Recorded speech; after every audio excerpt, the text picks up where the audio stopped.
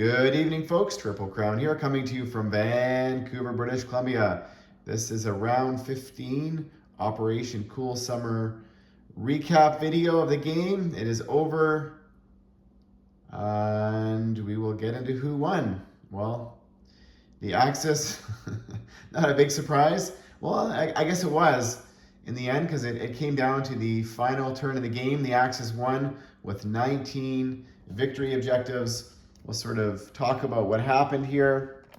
And it's interesting when you're playing a final round and you sort of don't need to do everything that you would normally do because the game is not continuing on. So you see a lot of last-ditch desperation moves, but you don't necessarily need to do all your final purchases or moves. So I did not do final purchases in some areas that didn't affect the board or the game. But what happened here, the Axis were successful in capturing Cairo with only actually fewer than I thought. They only survived with 5 units. And the dice weren't that bad, but that's just how it ended up, which I'm glad the Germans decided to send all their units, basically, except for 2 aircraft, into Cairo, because they were debating whether or not to take a play for Medina here in Saudi Arabia, which would have given them an extra oil point, but they didn't actually need it in the end. But they did play a little bit of ping pong here because they did not want the British and the Americans to go any further into the Middle East because they needed to secure 6 oil points. So in the end, Cairo is an important piece of the game, or in terms of a victory city, but also it's tied to another victory objective, which is the waterways point, which is all of the Danish Straits, it's the Gibraltar Straits, and the Turkish Straits, the Suez Canal in Cairo, and the Panama Canal. So that's tied to 2.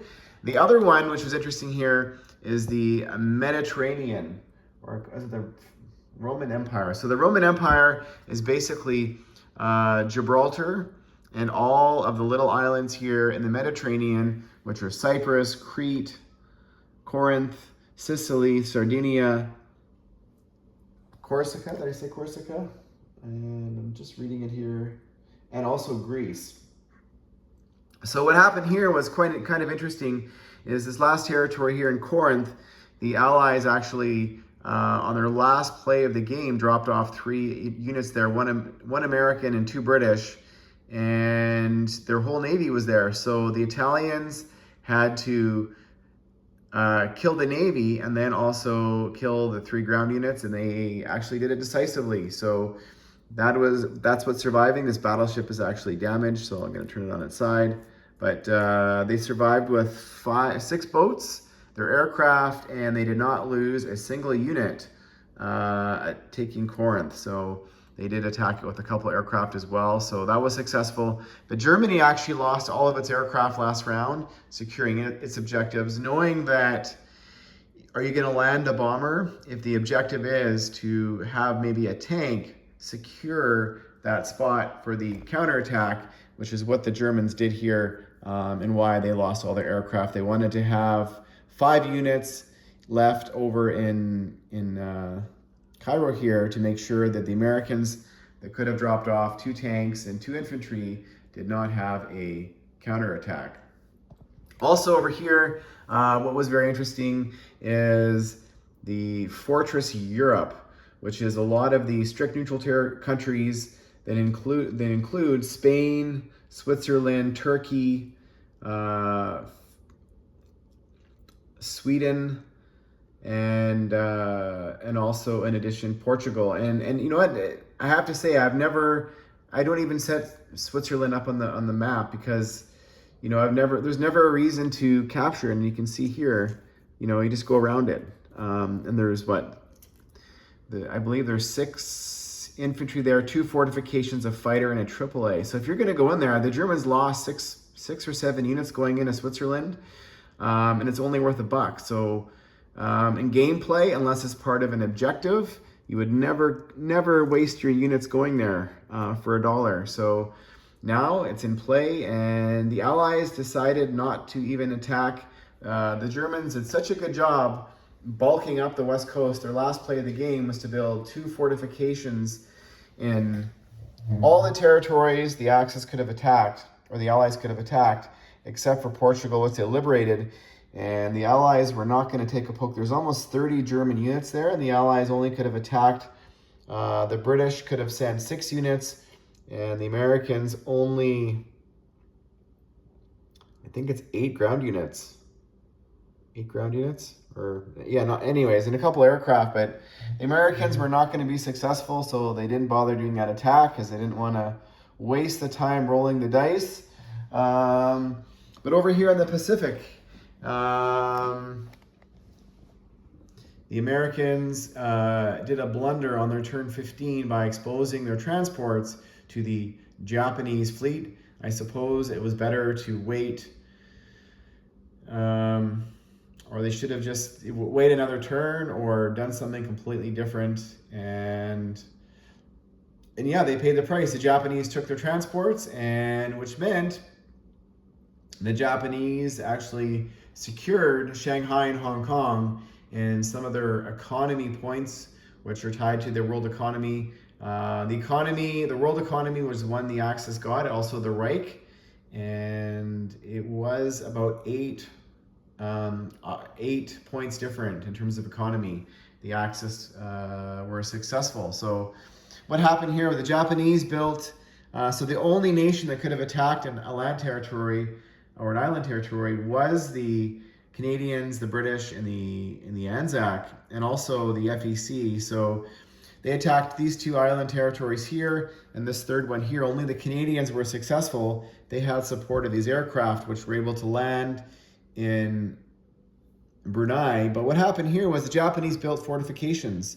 They had their pillbox, and they also had a fortification. And every unit died on both sides. So if this game was to go another round, the Allies would definitely be able to secure these islands, but they were not. That could have swayed the, and it came down to really the last dice roll, but that still would have given the Axis 18 victory objectives, so still they would have won. So the Allies would have had to have, in this scenario here, the Americans would have had to take Hong Kong or Shanghai and also in addition to these islands, which may have taken down the oil point. So could have been interesting here, but the Japanese put up a pretty good defense in the end. They were able to secure Sichuan, but where the game was kind of won was early on with the German ease of capturing Moscow and defeating the Russians with a bulk of stuff left over. The Russians made an early game decision that was costly, and they paid the price. And that allowed the Axis, the Italians, the Germans, and the Japanese to work in concert to achieve what the elimination of communism point, which is the elimination of all these CCP territories here in China, to control Vladivostok, Novosibirsk, Archangel, Moscow, Leningrad, and Stalingrad. And so that is another victory point, and it should be. Those are a lot of territories to capture and hold on to. And this play for the CCP territory was actually fairly close, but it would have to have been liberated by the Russians, not by the KMT. And the KMT could have had a play for it. It also could have been liberated by the British, and the Japanese just put up a pretty good defense. So they were unsuccessful. And if I was to evaluate, should the Axis have won this game based on the dominance here in the European, Russian, and now African theater? I mean, the Germans now would pretty much be unopposed with the Italians here to wreak havoc in North Africa and sort of, capture South Africa into the Middle East and start making a play for Calcutta, which would be probably their next objective. And the Americans here, with the Anzac and the Canadians and the British, you know, their focus would have to be the Japanese, which their economy at the end of the game, I think they're now being convoyed for an additional 15, which takes away from their world economy. And that is, they're going to struggle. I think they're making 55 or 56 IPC, which they would struggle to fight the Americans and the Anzac with that. So if this game was to continue on, you know, a forever game, who would win? It's pretty hard to say. There's no German Navy left on the map anywhere, so they'd have to rebuild their Navy and start threatening out here. Definitely, Western Europe is definitely off the table, you know, probably forever for the Allies. They're never going to have the resources. Germany's making like 145, and now Italy is going to be probably making close to 40 or 45 or maybe 50 once they get all of Africa and start heading even further east, which would really just leave the Americans, the Canadians, and the British fighting the Japanese. So yeah, Axis victory, and I'm glad this new victory objective system that Sireblood used for BBR, that we're able to use it for Global War 1939. It definitely can say this is a much more enjoyable way to play, and a definitely easier to balance the game when you're talking about objectives. Because how do you balance the game with objectives? Well, you know, maybe instead of 6 oil points, you need 5 or maybe 4. Or maybe you make certain things a little bit easier to get so the Axis, you know, can get there. But you also have to keep in mind, you know, when you get to round 15, whoever is the winner, it should look like if the game was to go on, they likely would dominate the globe, and that's the case here. So I'm very happy with the conclusion. Thanks for watching, folks, and stay tuned.